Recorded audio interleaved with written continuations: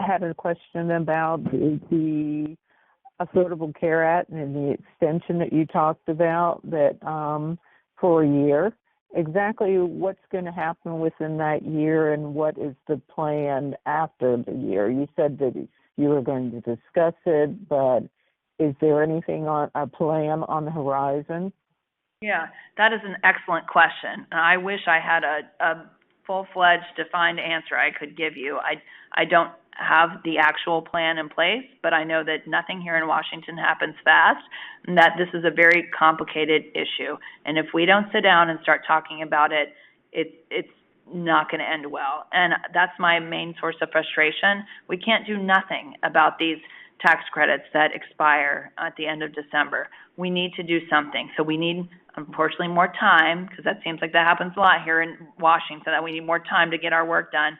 So the bill that I introduced, the ACA Premium Tax Credit Extension bill, has got, 14 Republicans, 14 Democrats signed on to that bill, but it's a clean one-year extension of those tax. So people's health insurance premiums would not change for an entire year, which then would allow members of Congress to sit down and have these discussions. We did this as part of the One Big Beautiful Bill. The Working Families Tax Plan, we sat down, had discussions about Medicaid reform, and that's where you saw things like the work requirements come out of that. We looked to get rid of some of the waste, fraud, and abuse. We really wanted to kind of tweak, how much money was being spent, making sure Medicaid was preserved for the people that needed it the most.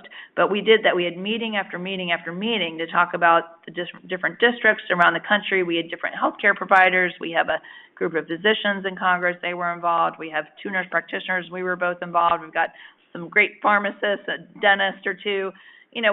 We had meetings with leadership and with our other colleagues about what this looked like, what was acceptable for us. We were able to use our voices, and late into the night meetings, we were here, many nights. So I can't tell you exactly what the answer is, but I can tell you this: we better start talking about it, because the calendar clock is ticking, right? It's October 16th today. So